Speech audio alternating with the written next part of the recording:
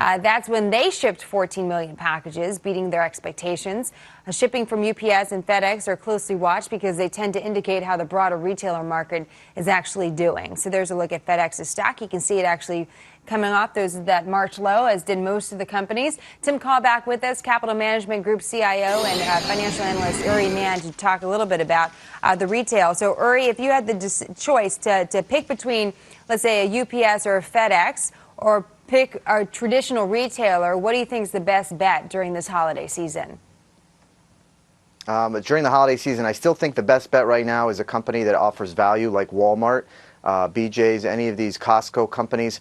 People are actually shopping, but they're shopping for low-margin value items. Anywhere they can see value, that's where they're going. I have friends who normally would go to the mall and buy high-priced items as gifts for their friends, going to Target and Walmart to purchase items that are more reasonably priced, because this year it's all about value and saving money as you go shopping. Tim, what do you think?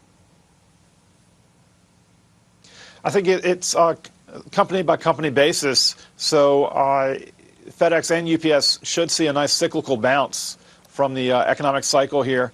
And they've already announced price increases for next year. So record volumes, or at least very strong volumes compared to this time last year, will greatly help the stocks.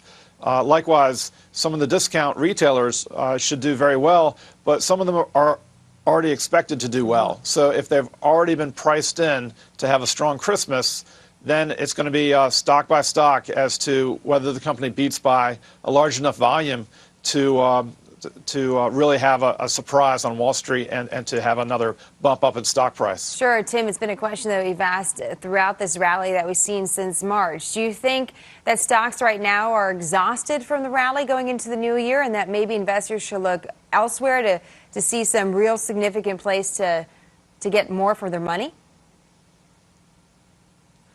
Stocks are very attractively valued relative to bonds right now.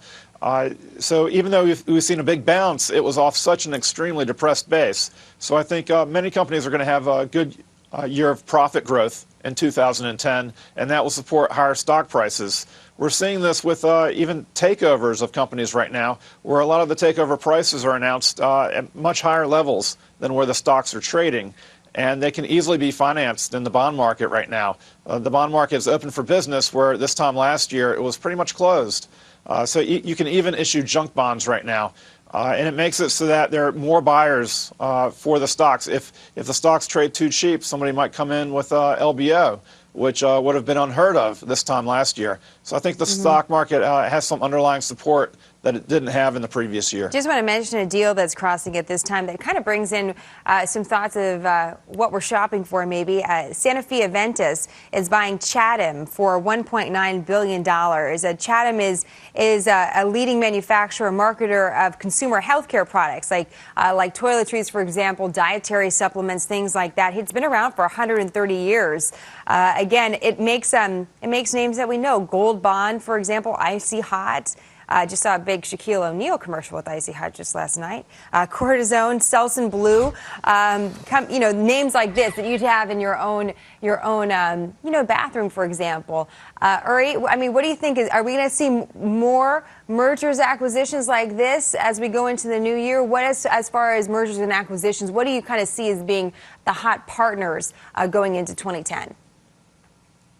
I do think we'll see more M&A activity. Generally, the equity markets will continue to beat, 2009 profit discussions in 2009 across the board. You'll see every company in the first quarter of 2010, or many of them, beating 2009's numbers. And that's because 2009 was just pretty horrible. Sure. So there's definitely underlying support, and the M&A activity will continue when, as stock prices are going up. Well, and Tim, interesting to see Sanofi Aventis, try to go into the U.S. consumer healthcare market.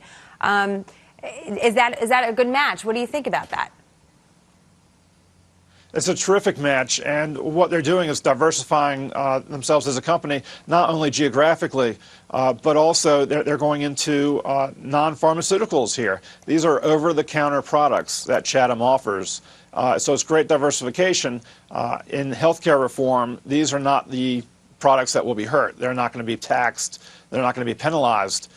So it provides recurring sales, recurring earnings in a certain environment for pharmaceutical companies. Any concern here, though, Tim, as you know, Sanofi, as you mentioned, kind of a diversified healthcare company, deals with vaccines. I mean, deals with more traditional, you could say, healthcare rather than, let's say, Icy Hot or Gold Bond powder. Is there any questions or concerns you would have bringing in a consumer kind of retail side to a company that may not be used to selling those type or dealing with those types of products?